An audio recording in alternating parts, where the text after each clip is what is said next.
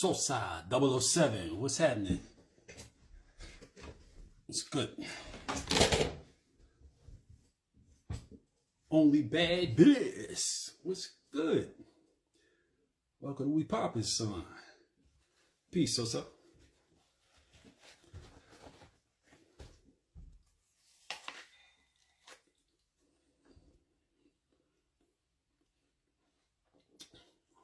Waiting for Ty to pop up. What's happening with y'all? What's good?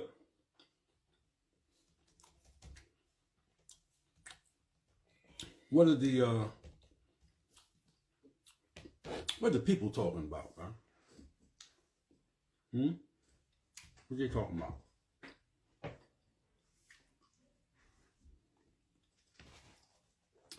Pardon my eating.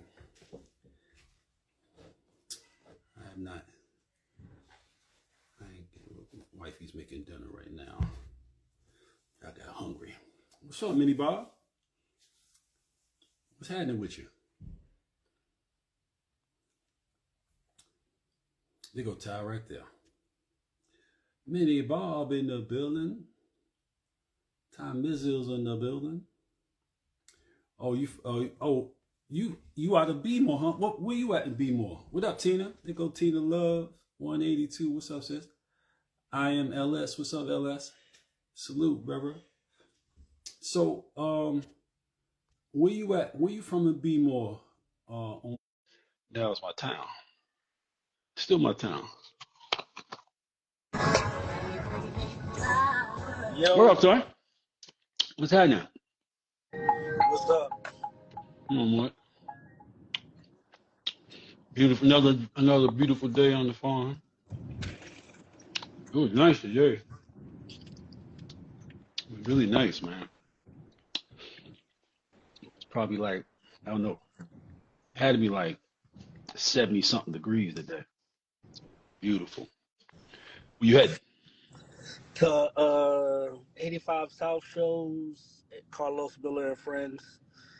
Every okay. time Los do something, I always wind up missing it, and I'm like, I gotta be at this one. Oh, what up with Los? It's good, yeah. Taking over the world, all over the place, Tell you motherfucker say hello. always. You know, he the nigga that put me on, first nigga that put me on stage and tell me to stop being funny around him and get my ass on the stage.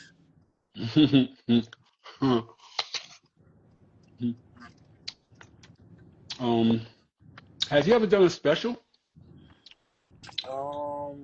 Yeah, they got an 85 South show special. I don't think he's done his own individual special. The 85 South show is that's him and homeboy that lost his lady, right? DC Young Fly, DC Young Fly, and somebody else, right? Chico Bean, and my Chico. other homie Clayton.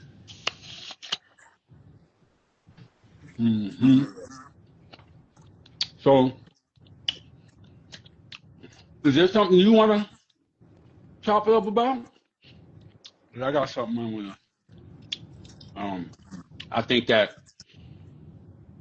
I think people are interested. I believe. Prince, Preem's nephew, Prince. I think that people are talking about. They've been blowing me up as we talked about last week, right? And so Prince did an interview with Al Prophet. Shout out to Al Prophet. Make sure you'll go to YouTube and subscribe to American Dope. Subscribe to American Dope. Go to YouTube and subscribe to American Dope, for real.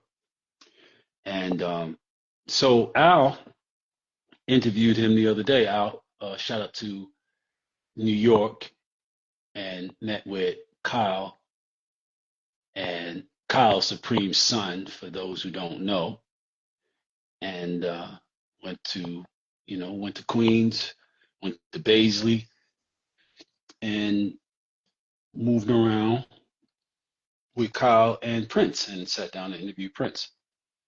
I don't know if he's released the whole thing yet, but he gave like a short. He released a short, maybe like Yeah, 13 minutes or they whatever. chop that shit up like a brick. Yeah, yeah. I mean, you know, that's what you gotta do. You know what I mean? Like when I post our videos on YouTube, which I recently started doing, like I put them in like 27-minute, 30-minute like blocks, you know? And because to me it makes more sense like that, you know. The shorts, I will do the shorts like 3 minutes, something like that. And I don't know, maybe if I can put something together that's like, if I can cut out like a 1 minute section that really, because you need space to really get a point across. I don't do clickbait. You feel me? Like I don't just post some stuff to make somebody go, oh wait, you know, it's Them like this niggas is gay. And then stand on it. you explaining Right, why you said them niggas is right. gay. It's like, I'm not. Yeah, that stuff is going to bite cats in the ass from games they playing. Watch, it's going to bite them in the ass. But anyway, Prince did an interview with these brothers out of Queens, these young brothers out of Queens, called, their podcast has an interesting name. It's called Thanks for Asking. I'd like to talk to them. I'd like to interview them, and amongst other things, I'd like to know what made you come up with that as a title or as a name for your podcast. Thanks for asking. But they interviewed Prince, and definitely want to give Prince his props for the way he represented. People have said so many things about Prince in terms of his reputation on the street and his reputation in prison. He had a lot of, as a guy, as a street guy, I heard so many stories from my guys who was in the feds. A lot of my guys just came home. A lot of my guys over the last 4 or 5 years are coming home from the feds, having done, 20, 25, 30. And they would talk about over the years that, during my time at doing Don Diva and the time after, Hip Hop Weekly and all that, I would, cats stayed in contact with me because, both Don Diva and Hip Hop Weekly were two of the most popular publications in the prison system. And cats would constantly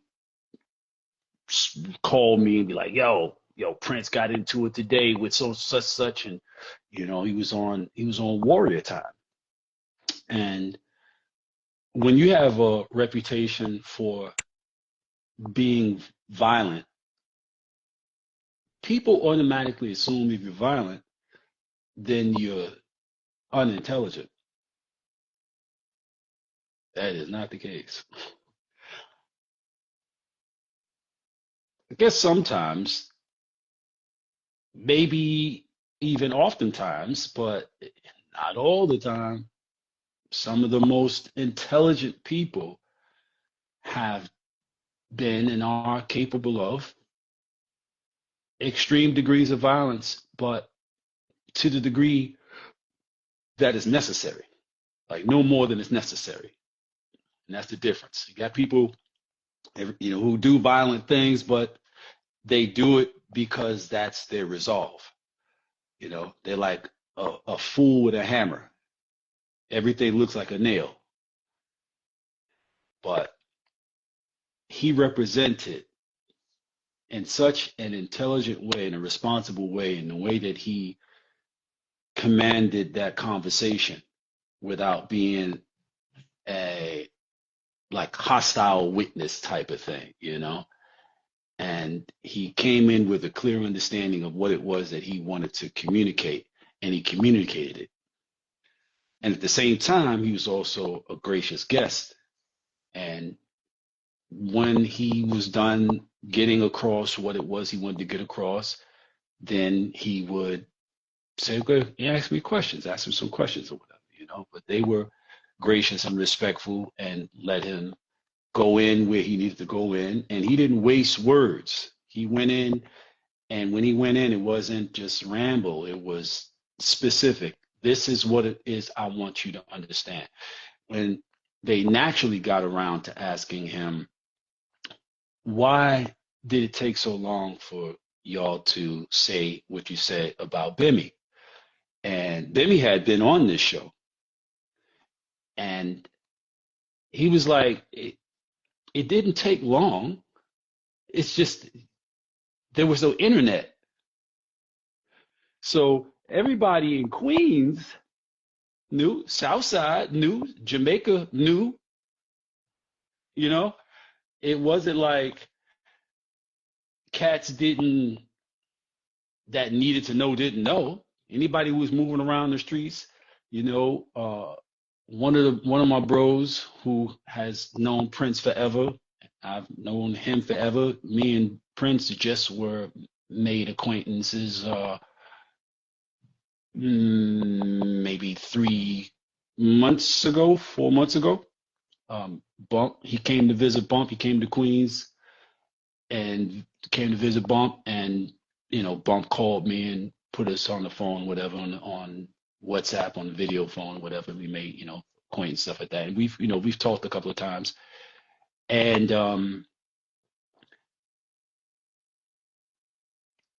he he he he definitely, when he asked him why it took so long, he definitely let it be known that it it's been out there. It just wasn't something, like I always said, it wasn't something the streets beyond the streets that nobody was interested, right? The niggas that's from Queens not gonna get on the internet and be like, yo, that nigga's a rat. Y'all fucking with him? They just know, and it's like, if you in the know, you supposed to know. If you not, then you not. You a sucker that's about to get caught in the mousetrap. You know, the thing is, you know, dude, Bimmy's been in the music industry for the last 30 years. You know, Russell gave him a job with Def Jam, like, I don't know, 30 years ago, 90 something, like 95, something like that. And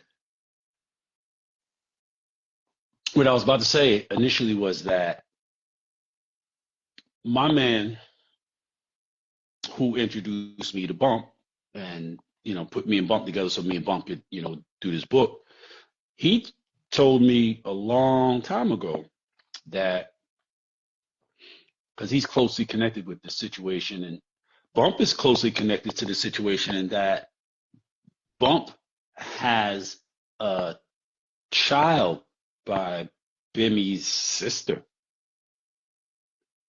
actually.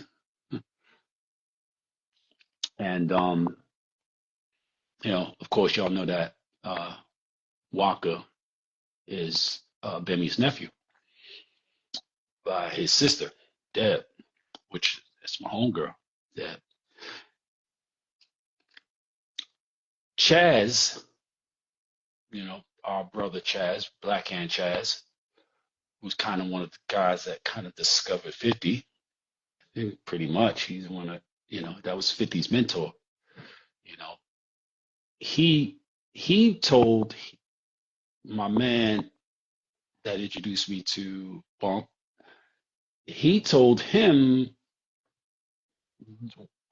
40 years ago that dude was not right. And you know, my man's he's had the paperwork a long, long time, you know. So what you call it, Prince got on that Thanks for Asking podcast, which is a Queens-based podcast.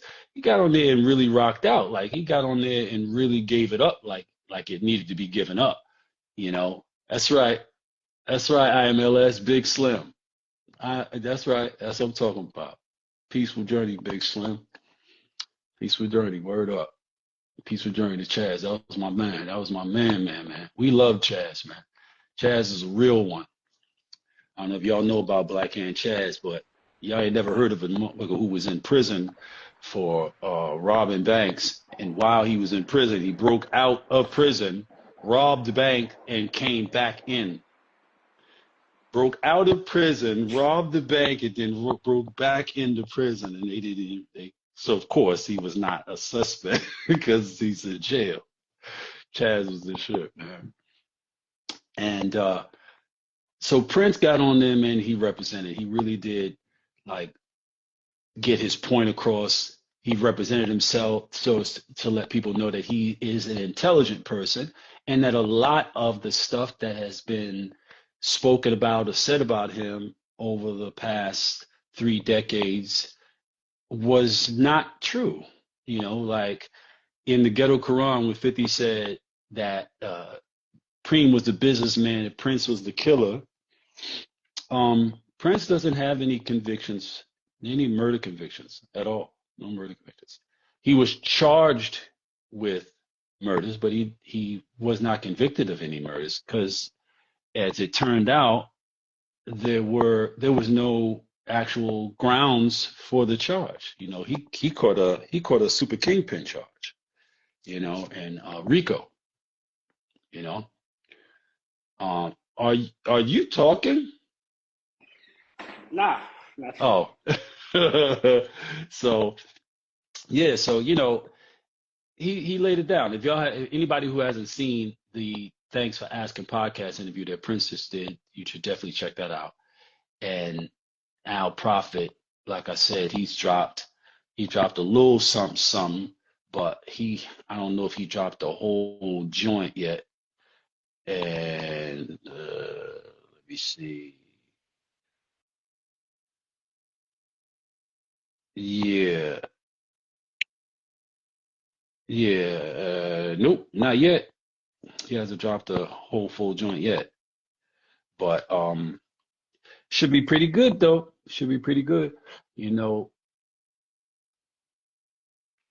Prince is going to be releasing his own podcast, and in his own podcast, he's going to be answering some of the questions that he kind of didn't directly answer, like the thing about, like he didn't say Bemi's name, and he wasn't going to say Bemi's name. He's trying to be strategic. He's trying to hold the value for his own platform. So he didn't say Bemi's name, but the young man who was interviewing him said Bemi's name in particular. He said, you know, so, you know, why didn't y'all say all this time that Bemi was a, you know, rap, whatever? And that's when he was like, well, we did. We told to the people who needed to know, you know, decades ago. And it's, you know, it's interesting how cats don't seem to realize that the internet is a basic, like it's a relatively recent advent, man. The internet did not exist. You know what I mean? Like it didn't exist. Because it's everything everybody do and all people do is be on the social media. Like they can't imagine it not being a part of people's life. Like they can't imagine a world without it because it's people's everything. Well, what they don't realize also, bro, is that if the internet had came out, say, in the 90s, say the internet came out, like I'm talking about the internet that is as it exists over the past 15 years. If it we had, you know, social media and YouTube and stuff like that, and there were smartphones and people were able to just record things at any given time, whatever, there wouldn't be no street dudes on it. If the internet was around in 1990, there wouldn't be no street dudes on it. Like we didn't do nothing like this. There's still a whole bunch of us that really struggle with this. Really, really struggle with getting on these platforms and talking. Like I've said before, when I first wrote Raised by Wolves, this is how Raised by Wolves started. This is real right here, right? See this? This book right here? This is like my first journal. Let me see. The first entry in this joint is like 95 or something. Well, the first entry in this one is 12/29/95. That's the first entry of this joint, 12/29/95. And what I wrote at the top, law. All things written in this book will be truth. There will be nothing hidden and nothing withheld. See what that says? Nothing hidden and nothing withheld. All things written in this book will be truth. Law. That was, for me, no one was ever going to read this. This is my personal journal. It's for me. This is how this came about. This started like this. This is what this is literally, these are literally the original notes, the original things. And this was me dealing with my own, like I was still in the street. This is 95. I didn't retire until 97, the summer 97. So this was me beginning that journey, that introspective journey. This is me talking to my spirit, talking to my younger self. I mean, how old was I in 95? Like 27, something like that. It was 30 years ago. Well, soon to be 31 years ago. So I'll be 58 in like, I don't know, 2 weeks, something like that. And when I began writing this stuff, man, it was just for me to try to figure out what I was going, like where I had been, so I could figure out where I was going to go with my life. And I wasn't even thinking, when I started writing this shit, I wasn't thinking about retiring. I wasn't thinking about getting out the street. I wasn't thinking about stopping doing the only thing I've ever done. There was nothing for me to go back to. It wasn't like, oh, I'll just go back to work. I never had a job. It wasn't no, oh, I'll go back to school. I dropped out of school in the 10th grade. Like I only ever sold drugs, carried guns. That's all I did from the 70s. You feel me? Yeah. I had some figuring to fucking do with that. That's how that shit came about. So when I finally got to a point, and I finally was able to, get to a point where I was comfortable with the idea, because I struggled a lot with this. I struggled a lot with the idea. Like there was a point that I got to where I was like, I never, you got to think about this, man. Like you don't really think about your life in like this big picture way. That's not how we think about our lives. We think about our lives, or we think back into experiences we've had. We think about a particular time, a particular day, a particular era, that summer, that winter, this grade, that, like we think about these little spaces.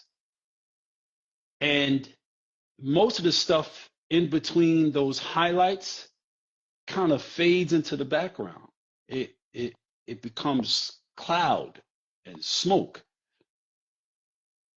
When you begin to do this, when you begin to do this type of shit, start journaling, start writing about your fucking life, and writing about like this is like every day. Look, I got a ticket in here. So I just noticed that something is like a tick. All right. This is from May 8th, 1996, 8:49 p.m. Time, date. I would write the place I was, right? And this is went to the movies. Went to the fucking movies. That's the movies for $6. Went to the movies, see The Great White Hype. Took Tiffany. Me and Tiffany went to the movies. And for whatever reason, I wrote about it. I don't know why, but I did. But it was a lot going on. I had a lot going on psychologically, emotionally, maybe even spiritually. Definitely within this relationship, because I had made some significant changes in my practices and behaviors. I had become monogamous. the year before, right? And this is May, so I'd been monogamous um, like 6 months, something like that, right? November, December, January, February, March, April. Yeah, 6 months. And it was a new thing for me, it was a new thing for her, and she had her own shit going on, you know what I mean, that at that particular time I still was not aware of. And so it was a lot. It was a lot. So doing this journaling shit really, it was helping me to manage and cope with, all the changes that were coming about in my life from having just made that one simple fucking decision, besides the fact that, I'd lost my mother and I was still dealing with that. I lost my mother in 94, in September 94. So that really what set me in motion in terms of like seeking higher self. And in writing my story, at this point, I was writing what I was dealing with from day to day, I'm up and down the highway. I got stash cars going up and down the motherfucking highway. This is my uncle had just got fucking picked up, what I mean? I'm the feds is on my motherfucking ass. I'm trying to, I got my crew sex money. They wildin'. I got all this heat from my uncle's situation, and these motherfuckers is going crazy. Right? And, I'm dealing with internal struggles in terms of, the loss of my mother and the changing of my own thought process and so forth, and really wanting to be a better person, really wanting to be a better man, but still in the same environment. So I'm changing within the same space. I'm doing all this changing, but everything around me is the same. My circumstances are the same. My relationships are the same. My lifestyle is the same, but I'm changing. That was some shit. Trying to be a different person within the same space, trying to be an entirely different person within the same circumstances. That's probably why everybody thought I was going crazy, because I could imagine. I was behaving extremely differently. You remember this period? When we was at the house in Marietta. Mm-hmm. Yeah. How was that for you? We was going to the gym all the time, so it was just always like, it kind of seemed like you was always like trying to find your focus and distract yourself from like what the other things is going on. Like we went to the movies a lot. We rode our dirt bikes a lot. We was roller skating a lot. We would just find things to go do and be going and be just doing activities all day. Like we skated the whole belt line before it was like the whole belt line. Yeah. Comet Run. Yeah, Comet Run. Yeah. We did. To us, we was just being adventurous. But we knew it wasn't like what we usually do. Yeah. It's even how we usually eat. We wasn't going out and eating at restaurants and stuff. Like you was cooking spaghetti and eggplant parmesan and all types of stuff. Like you was getting in your bag with cooking different meals and stuff. I was trying to be a better man, trying to be a better father, not just a provider, not just a disciplinarian, but like really a present dad, and you realize this now, I was a very young person. Yeah. I was very young. I was in my early 20s. You know what I mean? When y'all were born, I was 18 when y'all were born.